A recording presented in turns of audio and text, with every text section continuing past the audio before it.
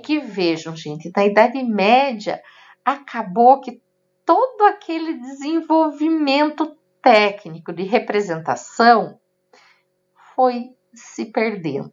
E a gente também tem mais uma coisa, que ficou aquela coisa da igreja ter aquele Deus malvado, sabe? Deus que pune. E foi um período muito sombrio também. Teve desenvolvimento cultural? Teve, mas a gente teve uma série de invasões, invasão dos turcos, invasão bárbara. A gente teve a peste negra, né? Que era a peste bubônica também, que matou um monte de gente na época. Também teve a Inquisição Católica, que começa nessa época. Então também tiveram muitas coisas muito pesadas na época da Idade Média. E a gente vai ver aí uma Maria que está cansada. Ela não é uma Maria serena, ela é uma Maria sofredora.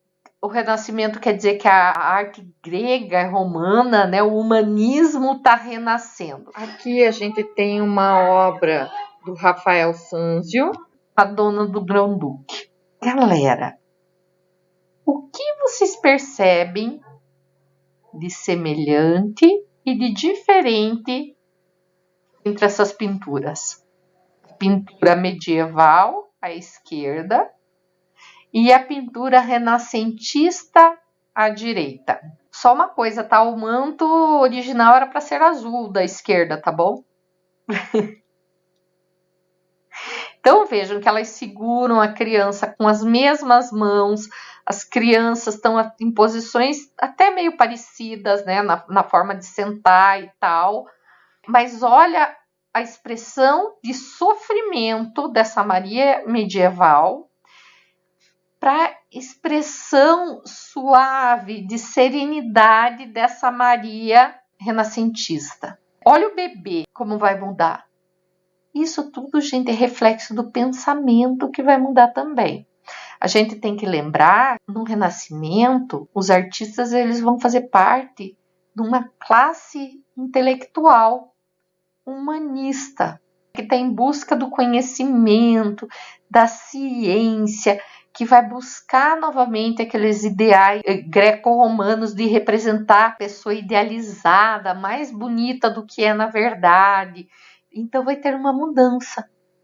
E a mudança se reflete na arte.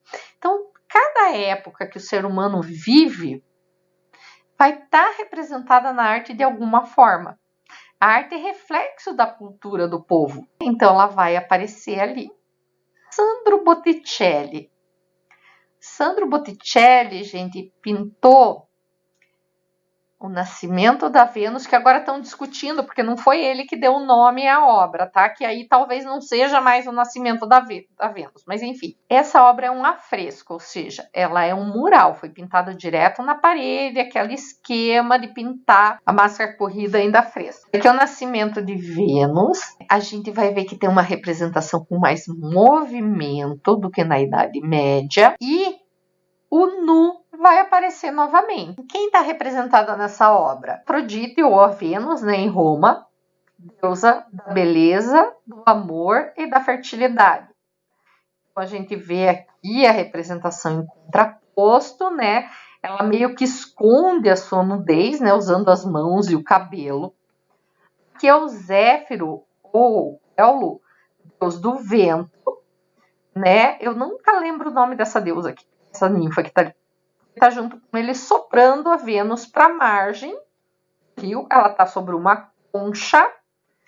Aqui a gente tem uma representação da primavera que vai receber aqui, né, a Vênus. Então, a gente diz que essa representação é uma alegoria. Então, a representação do amor, a representação do vento, a representação da primavera é uma personificação, é representação de coisas que não existem nessa forma palpável, mas que elas estão sendo representadas de alguma maneira numa forma humana. Então, por isso, personificada. A Vênus, para ela ficar tão branquinha assim, o Rafael utilizou uma técnica chamada veladura. O que é? Depois de pintar todo o corpício, ele passa uma camada bem fininha de tinta branca por cima. Daí ela vai dar essa impressão pra gente, parece porcelana, tem nome a técnica, é veladura. Percebam que ela não está bem centralizada na obra, está um pouquinho à direita para um lado e um pouquinho à esquerda para o outro.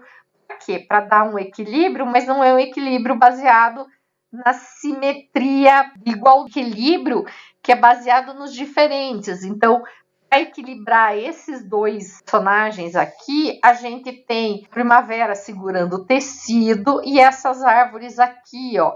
Então, ele não é um equilíbrio simétrico, fácil de conseguir. Ele é um equilíbrio assimétrico. Outra coisa, bem grande, ó. Tem 1,72 m de altura por 2,78 de comprimento, tá? Onde ele tá na Galeria Uffizi, em Florença, na Itália.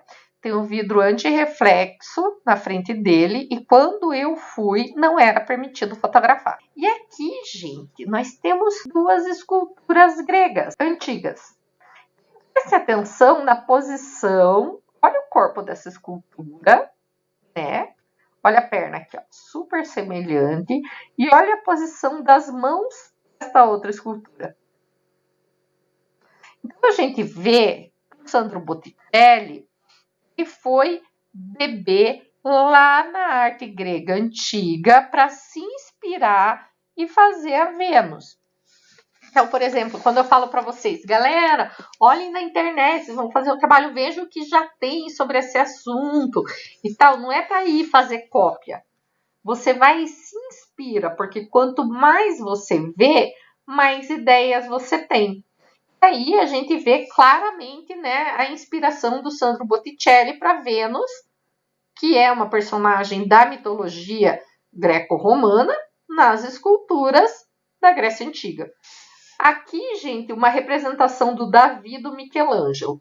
Outro nu, novamente, como eu falei, eles vão buscar lá na Grécia Antiga inspiração, tá? Então, o que ele vai utilizar? A técnica, o método, né, grego para representação de um personagem bíblico, porque no Renascimento a Roma continuava super católica. Inclusive a Igreja Católica financiou trabalhos do Michelangelo. Lembra aquele apoio que eu falei para vocês? Mostrei em outras obras? Olha ele aqui, ó, para não rachar a canela do Davi. Essa obra tem 4 metros e 30 centímetros de altura. Tem toda uma representação de movimento e a gente vê um Davi que é um cara sereno, ó. Ele tá pensando aqui, eu vou tacar essa pedra no Golias. Ele tá calmo, ele sabe o que vai fazer, né? Porque a serenidade é um dos valores buscados pelos artistas e intelectuais do Renascimento. Aqui a representação da criação de Adão, que fica no teto da Capela Sistina, no Vaticano de Roma. Okay? Aqui tem algumas leituras, né, comparando esse grupo de pintura aqui a um cérebro, né? Eu já vi umas comparações bem bacanas.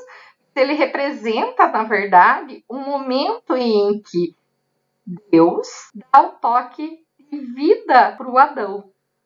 Então, até o momento desse toque, que é super simbólico, gente, Adão era somente barro. Ele era uma escultura. Quando Deus toca o Adão, que é esse momento sublime que o Michelangelo mostra, ele deixa de ser um objeto qualquer e se torna ser humano.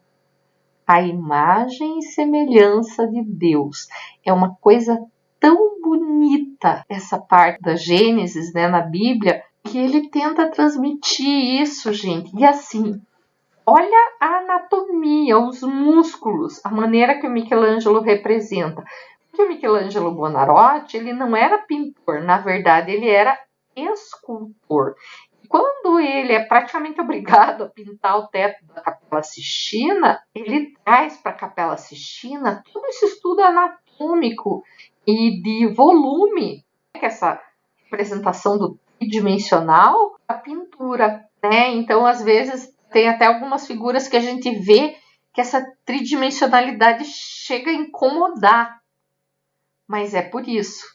E ele sacrifica, às vezes, algumas proporções. Olha como o braço aqui de Deus com a mão ficam alongados, ó. Nessa busca a representação de volume mesmo. Ai, gente, essa é uma das cenas mais lindas que já foram pintadas, né?